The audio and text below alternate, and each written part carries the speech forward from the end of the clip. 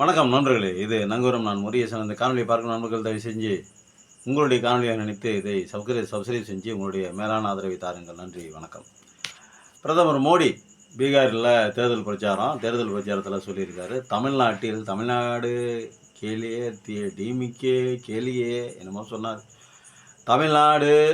தமிழ்நாட்டில் வந்து திமுகவினரால் பீகார் மக்கள் துன்புறுத்தப்படுகிறார்கள் அப்படின்னு சொல்லியிருக்காரு. ஒரு பொறுப்பான மனிதருடைய பொறுப்பான ஒரு பதில்.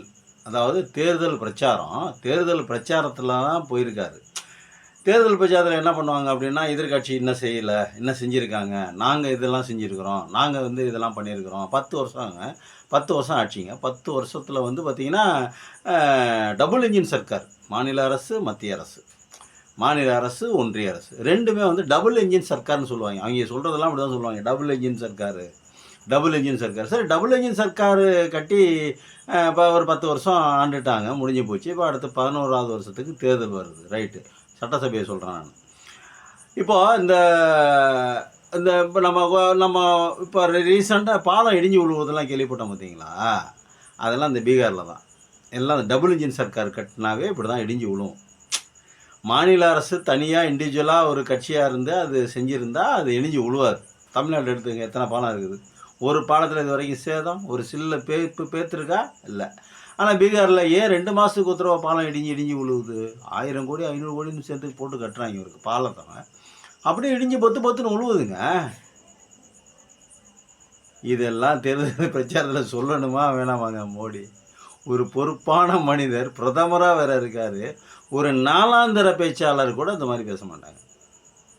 நாங்கள் இதெல்லாம் செஞ்சுருக்கிறோம், இந்த டபுள் இன்ஜின் சர்க்காரில் நாங்கள் இதெல்லாம் செஞ்சுருக்கிறோம், நீங்கள் இதை செஞ்சுருக்கணும் அப்படின்னு சொல்லி அதை விட்டுட்டு திமுகவுக்கும் பீகார் மக்களுக்கும் என்னடா சம்பந்தம்? ஒன்றும் புரியல. அதாவது மண்டை குழம்பு மெண்டலாக தெரியும். திமுககாரங்கெல்லாம் இங்கே அடித்து எதாவது விரட்டினாங்களா, இல்லை ஏதாவது சண்டை போட்டாங்களா, யார்கிட்ட ஏதாவது சொன்னாங்களா? இதுக்கு ஏதாவது ஆதாரம் இருக்குது அப்புறம் தான் சொன்னதுக்கு? இதை எலெக்ஷன் கமிஷன் கேட்காதா, இல்லை நீதிமன்றம் கேட்காதா? எதுவுமே கேட்காதா? ஒரு நியாயங்கிறது எதுவுமே இல்லை. அவங்களுக்கு எது வேணாலும் வசிக்கலாமா? பூரி ஜெகநாதரோட கோயில் சாவி வந்து அந்த கோயில் தானே, அந்த கோயில் சாவி வந்து தமிழ்நாட்டில் இருக்குது அப்படின்னாரு அமித்ஷா. இதுக்கெல்லாம் என்ன ஆதாரம்? உங்கள் போக்கில் நீங்கள் பாட்டுக்கு போகிற போக்கில் சொல்லிட்டு போனால் ஒரு ரோட்டில் ஒரு பிச்சைக்காரன், ஒரு பைத்தியக்காரன் இருக்கான் பற்றி அவன் பாட்டு பேசுவான். அவனுடைய சொந்த வாழ்க்கையை பற்றி, அவன் பட்ட அனுபவங்களை பற்றி அவன் யாரை வேணாலும் பேசுவான். போலீஸுக்காரங்களை பேசுவான், அரசியல்வாதி பேசுவான், அவங்க வீட்டில் அம்மா அப்பா அவன் மைண்டில் என்ன இருக்குதோ அது பூரா பேசுவான். அவன் பைத்தியக்காரன், அரமெண்டல். ஆனால் ஒரு பொறுப்பான பதவியில் 150 கோடி மக்களினுடைய தலைவன், அந்த தலைவன் வந்து எப்படி பேசணும், என்ன மாதிரியான பேச்சு பேசணும் அப்படின்னு அது நமக்கு நம்ம என்ன யோசிக்கிறோம் அப்படின்னா, பீகாரில் இப்போ ஸ்டாலின் போனார் பார்த்தீங்களா? இப்போ இந்த இதுக்கு நம்ம ராகுல் காந்தியோட பேரணிக்கு போனார் பார்த்தீங்களா? அப்போது ஏதோ பேனருக்குன்னு அதை வச்சுருப்பாங்கன்னு நினைக்கிறேன் காங்கிரஸ்காரங்க. இந்த பேனர், இந்த ஸ்டாலின், அவர் இவர் இருக்கார், நல்ல பிரசாத் அவரோட பையன் இருக்கார், அவர் நம்ம ராகுல் காந்தி, எல்லாத்தையும் 3 பேர் இது பேனருக்குன்னு வச்சுருப்பாங்க போல் இருக்குது. அந்த பேனரை இவர் மேடையில் ஏறினவுடனே அந்த பேனரை எவனும் கழட்டாமல் விட்டுருப்பாங்க, அந்த போஸ்டர் எவனும் கழட்டாமல் விட்டுருப்பாங்க போல் இருக்குது. ஸ்டாலின் மூஞ்சியை பார்த்துட்டாரு போல் இருக்குது, பயந்துட்டாருன்னு நினைக்கிறேன். அப்படி தான் தோணுது எனக்கு, பயந்துட்டாருன்னு நினைக்கிறேன்.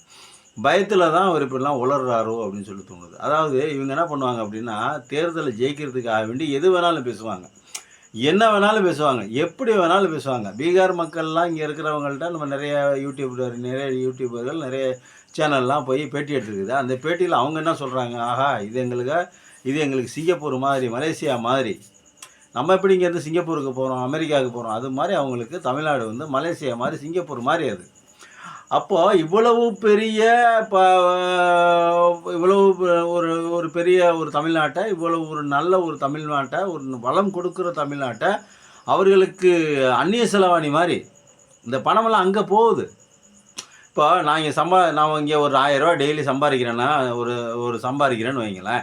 இந்த 1000 ரூபா வந்து என்னுடைய குடும்பம், இது தமிழ்நாட்டுக்குள்ளேயே இருக்கிறோம், நம்ம தமிழ்நாட்டிலேயே செலவாகி ஒரு ரொட்டேஷனில் இருந்துக்கிட்டே இருக்கும் நம்ம ஊருக்குள்ளேயே. ஆனால் இவர்கள் சம்பாதிச்சு அங்கே அனுப்புகிறாங்க, அந்நிய செலவாணி மாதிரி. இப்போ அவங்களுக்கு இதையெல்லாம் மோடி வந்து நினச்சி பார்க்கணுமா இல்லையா? நீயும் ஒன்றும் செய்ய மாட்ட, சரி 10 வருஷமாக என்ன செஞ்சீங்க அதை சொல்லி ஓட்டு வாங்கலாம்ல. கேவலம் நீங்கள் வந்து தமிழ்நாட்டில் தாக்கப்படுறாங்கன்னா ஒருத்தவங்க அந்த ஊருக்காரன் நம்ப மாட்டான். நாங்கள்லாம் இங்கே வசதியாக இருக்கோம் தான் சொல்கிறாங்க. இந்த மாதிரி ஒரு இது அன்பார்லிமெண்ட் வேர்ட்ஸை பயன்படுத்தினா நம்ம மேலே ஏதாவது நொய்யும்பாங்க. அதனால தான் நம்ம சத்தம் இல்லாமல் அடக்கி வாசிக்க வேண்டியது. இது வந்து எப்படி சொல்கிறது, அதாவது ஒன்றும் புரிய மாட்டேங்குதுங்க. போட்டு அடிக்கிறாங்க நம்மளை. அதாவது எப்படியாவது தமிழ்நாட்டை காலி பண்ணிடணும்னு பார்க்குறான். இங்கே வந்தால் திருக்குறள் கேலியே ஆலியே ஊழியே அப்படிங்கிறாரு. அங்கே போனால் தமிழையும் தமிழ்நாட்டையும் கழுவி ஊற்றுறாரு. இதெல்லாம் யார் கேட்குறது? இதுக்கெல்லாம் என்ன விட அப்படிங்கிறது தெரிய மாட்டேங்குது. அதாவது 10 வருட ஆட்சியில் நீங்கள் என்ன பண்ணீங்களோ அதை சொல்லி ஓட்டு கேட்கலாம்ல. இப்போ நீங்கள் ஏதாவது நல்லது பண்ணியிருந்தீங்க அப்படின்னா, இப்போ அந்த மக்கள் வந்து நீங்கள் கேட்காமையே நீங்கள் பிரச்சாரத்துக்கு மோடி வரவே வேண்டியது இல்லையே. பிரதமர் வந்து பிரச்சாரத்துக்கு ஒரு சட்டசபை தேர்தலுக்கு வர வேண்டியதே இல்லையே. அந்த மாநிலத்தை தலைவர் இருப்பாங்க, அந்த மாநிலத்தில் பிஜேபியோட ஆளுங்க இருப்பாங்க, நிதிஷ்குமார் இருக்காரு, அவங்க பார்த்துக்குவாங்களே. நீங்கள் எதுக்கு போகிறீங்க அங்கே? அப்போ எதுவும் செய்யலை, அந்த மக்களுக்கு எதுவும் செய்யலை. அது காங்கிரஸ் கவர்மெண்ட்லேருந்து அந்த காலத்துலேருந்து இந்த காலம் வரைக்கும் வடநாட்டுக்கு எதுவுமே செய்யலை. சம்பாதிச்சு கொளுத்து தின்னுக்கிட்டு இருக்கிறதெல்லாம் ஒரு கூட்டம் மட்டும் தான் தின்னுக்கிட்டு இருக்க ஒழிய எந்த மாநிலமும் முன்னுக்கு வந்ததா சரித்திரம் இல்லை. எந்த மாநிலம் முன்னுக்கு வந்திருக்கு சொல்லுங்கள்? ஒரு 3ஆம் இடம். சரி, தமிழ்நாடு ஃபஸ்ட்டு, கேரளா 2வது. தமிழ்நாடு ஃபஸ்ட்டு பொருளாதாரத்தில் மும்பை பெருசு, மகாராஷ்டிரா மும்பையில் பொருளாதாரத்தில் முதல் இடத்துல இருக்குது, இது தமிழ்நாடு 2வது இடத்துல இருக்குது. கல்வியில் முதல் இடத்துல தமிழ்நாடு கேரளா இருக்குது, தமிழ்நாடு 2வது இடத்துல இருக்குது. பாக்கி இருக்கிற அத்தனை துறைகள்லையும் தமிழ்நாடு தான் முன்னாடி இருக்குது. ஐடி துறையிலேருந்து இதுலேருந்து எல்லாமே கல்வி எல்லாம் பொருளாதாரம் எல்லாத்துலேயுமே தமிழ்நாடு தான் முன்னிலையில் இருக்குது. சரி, இது மாதிரி ஏதாவது ஒரு வடமாநிலத்தில் ஏதாவது ஒரு மாநிலம் எங்கள் மாநிலமாக இருக்குது அப்படின்னு சொல்கிறதுக்கு யாருக்காவது யோகியதை இருக்குதா இது வரைக்கும்? அமித்ஷாவுக்கோ இல்லை மோடிக்கோ? நீங்கள் தப்பாக எடுத்துக்காதீங்க. மோடியோ அமித்ஷா தேசியம் தப்பாக எடுத்துக்காதீங்க. நீங்கள் எலெக்ஷனுக்காக தானே பேசுகிறீங்க. அப்போ நாங்கள் போய் திருப்பி ரியாக்ட் பண்ணோம்ல.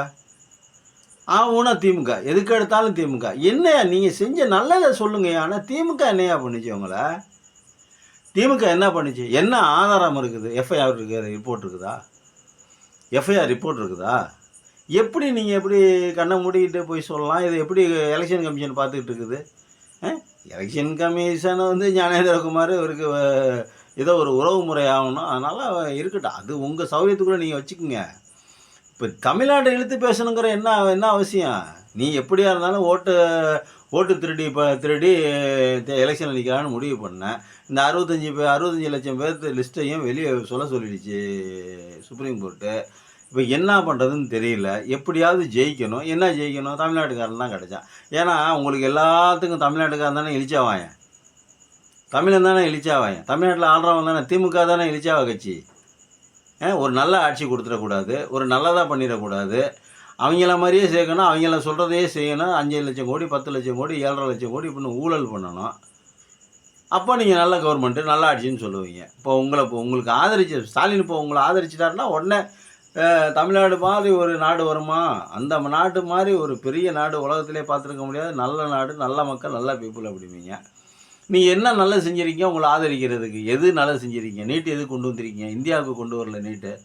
இந்தியாவுக்கு நீங்கள் நீட்டை கொண்டு வரவே இல்லையே. நீங்கள் கொண்டு வந்த தமிழ்நாட்டுக்காக தான் நீட்டை கொண்டு வந்திருக்கீங்க. புதிய கல்விக் கொள்கை இந்தியாவுக்கு கொண்டு வந்திருக்கீங்களா? இல்லை, இந்தியாவுக்கு கொண்டு வரவில்லை. இந்தியா ஏற்கனவே ஆல்ரெடி புதிய கல்விக் கொள்கையாக தான் 2000 வருஷமாகவே இருக்குது. புதிய கல்விக் கொள்கையினுடைய அந்த தத்துவங்கள் படி தான் 2000 வருஷமாக இந்தியா ஃபுல்லாகவுமே இருக்குது. தமிழ்நாடு மட்டும்தான் 1967க்கு அப்புறம் தமிழ்நாடு மட்டும்தான் மாறி வந்திருக்குது. தமிழ்நாடு வந்து 1967க்கு அப்புறமா பேரறிஞர் ஆட்சியில் உட்கார்ந்து திமுக உதயசூரியன் எலெக்ஷனில் நின்று உட்கார்ந்தோடனே ஆட்சியில் உட்கார்ந்ததுக்கு அப்புறம்தான் தமிழ்நாடு வந்து புதிய கல்விக் கொள்கையை விட்டு வெளியே வந்திருக்குது. நீங்கள் புதிய கல்விக் கொள்கை இப்போ இம்ப்ளிமெண்ட் படுத்தலை, 2000 வருஷமாக தான் பண்ணிக்கிட்டு இருக்கீங்க. 2000 வருஷமாக இந்தியா பூராவுமே புதிய கல்விக் கொள்கையில் தான் இருக்குது, குலத்தொழில் தான் பார்த்துக்கிட்டு இருக்குது. இப்போ இந்த 67க்கு அப்புறம் இந்த ஒரு 60-70 வருடங்களில் இந்த சுதந்திரம் ஆனதுக்கப்புறம் இந்த 67க்கு அப்புறம் தான் சுதந்திரமானதோட 1967 திமுக ஆட்சிக்கு வந்ததுக்கப்புறம் தான் புதிய கல்விக் கொள்கையிலிருந்து வெளியில் வந்திருக்குது. இது வரைக்கும் புதிய கல்விக் கொள்கை தான் இந்தியா பூராவுமே இருக்குது. அப்போ இந்தியா பூரா இருக்குது, இந்த தமிழ்நாடு வெளியே வந்துருச்சு. இப்போ இது எப்படியாவது காலி பண்ணணும், அப்படி தானே? நீங்கள் சொல்கிறது எதையும் ஸ்டாலின் ஒத்துக்க மாட்டேங்கிறாரு, ஏற்றுக்க மாட்டேங்கிறாரு. ஒரு நல்லது கூட பண்ண மாட்டீங்களாயா நீங்கள் இந்த நாட்டுக்கு, இந்த மக்களுக்கு? மக்களோட வரி பணத்தில் தானே ஏரோப்ளேனில் போகிறீங்க, லட்சக்கணக்கில் சூட்டு போடுறீங்க, கோட்டு போடுறீங்க, கண்ணாடி போடுறீங்க, இந்த இது என்னது இந்த காளான் இங்கே வெளிநாட்டிலேருந்து வாங்கிட்டு வந்து சாப்பிட்றீங்க. நினச்சா ஒரு ஃப்ளைட்டு, நினச்ச ஏறுனா ஒரு ஃப்ளைட்டு, இறங்குனா ஒரு ஃப்ளைட்டு. மக்கள் பணத்தில் தானேயா, மக்கள் பணத்தில் தானேயா ஜீவமே, வாழ் சோறு திங்கிறீங்க. இந்த மக்களுக்கு ஏதாவது ஒரு நல்லது பண்ணக்கூடாதே, ஒரே ஒரு நல்லது, ஒரே ஒரு நல்லது. அடுத்தவனை குறை சொல்லியே தான் வாழணுமாயா? ஜவஹர்லால் நேரு காலத்திலேருந்து, ஜவஹர்லால் நேருலேருந்து வரிசையாக காங்கிரஸை குறை சொல்ல வேண்டியது. ஜவஹர்லால் நேரு எப்படி எப்படாலும் தெரியுமா? எவ்வளோ பெரிய பணக்காரன், 9.5 வருஷம், 9.5 ஆண்டுகள் சிறையில் இருந்தார். எவ்வளோ பெரிய பணக்காரன் தெரியுமா? பார்லிமெண்ட் கட்டிடமே அவங்க கொடுத்த இடம் தானே இப்போ கட்டிக்கிட்டு இருக்கிறது. அப்போ இவ்வளவு செஞ்சு அந்த காங்கிரஸ் குடும்பத்தை வசைப்பாடிக்கிட்டே தான் இன்னமும் வசைப்பாடிக்கிட்டு இருக்கீங்க. இன்னமும் பட்டேலை வச்சு போட நேற்று கூட ஒரு முந்தா நாள் கூட ஒரு வசவு காங்கிரஸ் தான் இணைக்க விடல காஷ்மீரையும் ஜம்முவையும், அதெல்லாம் எதோ சொல்லியிருக்காரு. ஒரே ஒரு நல்லது பண்ண மாட்டீங்களா ஐயா நாட்டுக்கு? உங்களை நீங்கள் ஒரு நன்றி கடனே இருக்காதையா. நம்ம இந்தியா தானே நம்மளை இந்த பதவியில் உட்கார வச்சுருக்கு. இந்த பதவியில் உட்காந்துருக்கிறனால தானே நம்ம பூரா இந்த இந்திய மக்கள் கொடுத்தது தானே நம்ம நாடு பூரா உலகம் பூரா சுற்றுறோம், ஒவ்வொரு நாடாக போகிறோம், விதவிதமாக சாப்பிட்றோம், விதவிதமாக மக்களை பார்க்குறோம், விதவிதமாக நம்ம ட்ரெஸ்ஸு போடுறோம். இதெல்லாம் இந்த மக்கள் கொடுத்த வரி பணத்தில் இல்லையா? அப்போ அந்த மக்களுக்கு ஏதாவது ஒரு நல்லது செய்யணும்னு உங்களுக்கு தோணாதையா? எப்படியா கூசாமல் ஒருத்த மேலே போய் சொல்கிறீங்க? எப்படி எதுவுமே நடக்காதது மாதிரி எப்படி போகிறீங்க? ஒன்றும் புரியல. இது யார் இந்த மாதிரிலாம் சொல்லிக் கொடுக்க சொல்லி எப்படி இதெல்லாம் பண்ணுறீங்கன்னு ஒன்றும் புரியலை. இந்தியா எதுக்கு ஆகும்? இப்படியே பேசிக்கிட்டே இருந்தீங்கன்னாக்க இந்தியா எதுக்கு ஆகும்? திமுக என்ன உங்களை பண்ணிச்சு? அது நியாயமாக அதனுடைய வேலை இருக்குது. ஊழல் ஊழல். யார் தான் ஊழல் பண்ணல? அமித்ஷா ஊழல் பண்ணலையா? அமித்ஷா பையன் எப்படி எவ்வளோ சொத்து, அவள் அமித்ஷா பையனோட சொத்து எப்படி இன்க்ரீஸ் ஆச்சு? திமுக ஊழல். திமுக எங்கேயா ஊழல் பண்ணிச்சு? பண்ணிட்டு அரசியல் கட்சியாக தான் சரி பண்ணட்டும். எப்படியா இருந்தாலும் எல்லா கட்சிகளும் திருத்தி ஊழல் தான். ஊழலுக்கு அப்பாற்பட்டு மக்களை பற்றி சிந்திக்கிறார்களா? அதை தானே பார்க்கணும். நீங்கள் ஊழலும் பண்ணுறீங்க, மக்களை பற்றி சிந்திக்கிறதே இல்லையே. 2-3 முதலாளிகளை பற்றி மட்டும்தானே சிந்திக்கிறீங்க. அவங்களுக்கு தானே எல்லாத்தையும் அள்ளி கொடுக்குறீங்க. அவங்களுக்கு தான் அள்ளி கொடுத்துருக்கீங்க. எவ்வளோ காணொலி போடுறோம், எவ்வளோ பேர் பேசுகிறாங்க. அதெல்லாம் கொஞ்சம் கூட பார்க்கவே மாட்டீங்க, திருந்தவே மாட்டிங்களா? எனக்கு இன்னொரு வருத்தம் என்னென்னா, பெரிய வருத்தம் என்னென்னா, மோடி சொல்கிறாருங்க, மோடிக்கும் நமக்கும் சம்மந்தம் இல்லைங்க. அவர் வேறு நம்ம வேறு, அவர் ஊர் வேறு நம்ம ஊர் வேறு. நம்ம அவரை எல்லாத்தையும் நம்ம ஆளுங்க வந்து நம்ம முதல்வரும் சரி, நம்ம நாடும் சரி தாண்டி போயிட்டாங்க. தமிழ்நாடும் சரி. தமிழ்நாடுனா நாடு தான். தமிழ்நாடுன்னு எதுக்கு பேர் வச்சது? நாடுன்னு சொல்ல தான் பேர் வச்சது. யாரை நீங்கள் வந்து விதண்டாவாதமாக எடுத்துக்காதீங்க. அப்போ வந்து என்ன பண்ணோம் அப்படின்னாக்கா, இப்போ எல்லாத்துலேயுமே தமிழ்நாடு தான் மேலே இருக்குது. மேலே எப்படி போகலாம்? அது இழுக்கணும், பிடிச்சி கீழே இழுத்து தள்ளணும். திமுகவை காலி பண்ணாக்கா அதுக்கப்புறம் நம்ம நினச்சதெல்லாம் நம்ம எடப்பாடி ஆட்சி வந்ததுக்கப்புறம் நினச்சதெல்லாம் செஞ்சாங்கல்ல. 13 பேரை சுட்டு கொண்டு விட்டு பேப்பர் பார்த்து தான் தெரிஞ்சுக்கிட்டேன்னு சொன்னாங்கல்ல எடப்பாடி. அதே மாதிரி இவங்க சொல்கிறதெல்லாம் கேட்கணும். அது ஏதாவது இவங்க மேலே ஒரு பழியை போடணும், இவங்க தப்பிச்சிக்கணும். இவங்கெல்லாம் எல்லாம் காசு பணத்தோடு தப்பிச்சிக்கணும். நாட்டு மக்களும் மாட்டிக்கிட்டு முடிக்கணும். இல்லை எனக்கு இன்னொரு வருத்தம், பெரிய வருத்தம் என்ன அப்படின்னா, அதே சொல்ல திருப்பி வேறு மாதிரி பேசிகிட்டு இருக்கணும். சரி, ரைட்டு இருக்கட்டும். நம்ம அண்ணாமலையும் தமிழிசையும் இருக்காங்க பாருங்கள். அண்ணாமலை, தமிழிசை, அவர் நயினார் நாகேந்திரன், இவங்க 3 பேரோட ஸ்டேட்மெண்ட் பார்த்தீங்களா? எல்லோரும் பார்த்துருப்பீங்க சார். நான் சொல்ல கேளுங்க சார். நீங்கள் கொஞ்சமாவது, அவர் நமக்கு எதிரி சார், எதிரி பேசலாம் சார். தமிழ்நாட்டுக்கு அவர் எதிரி பேசலாம் சார். நீங்கள் யார்? பச்சை தமிழன் தானே. தமிழிசை, அண்ணாமலையே விடுங்க, அவர் வந்து ஒரு ஒரு தருதலைன்னு சொல்ல முடியாது. அந்தாலும் பணத்துக்காக எது வேணாலும் பண்ணுவான். அந்தாலும் என்ன வேணாலும், யாரை வேணாலும் திட்டுவான், எது வேணாலும் பண்ணுவான். நீங்கள் நயினார் நாகேந்திரன் எடுத்துக்கோங்க. அவர் ரத்தம், தமிழ் ரத்தம் தானே. தமிழிசை சவுந்தரராஜன் அந்த அம்மாவை எடுத்துக்கலாம். எப்பேற்பட்ட குடும்பம், யார் மூலமாக, யாருடைய பொண்ணு அவங்க? தமிழிசைன்னு பேர் வச்சுக்கிட்டு இந்திக்கு ஆதரவாக பேசுகிறது, மோடிக்கு ஆதரவாக பேசுகிறது, இதெல்லாம் வந்து எங்கே போகுதுன்னே தெரிய மாட்டேங்குது. என்ன பண்ண போகிறோன்னே தெரியல. ஒருவேளை திமுகவை அழிக்கிறதுக்கு சுற்றி நின்று அடிக்கிறாங்க. நம்ம எப்படி தமிழ்நாடு எப்படி தப்பிக்க போகுதுன்னு தெரியல. மாட்டிக்கிட்டு முழிக்க போகிறோமோ நம்மளுக்கு பயமாக வேறு இருக்குது. தமிழ்நாட்டுடைய வருங்காலத்தை நினைத்தால் ரொம்பவும் கவலைக்கிடமாக தான் யோசிக்க தோணுது. நம்ம சிந்திக்கணும். நன்றி, வணக்கம்.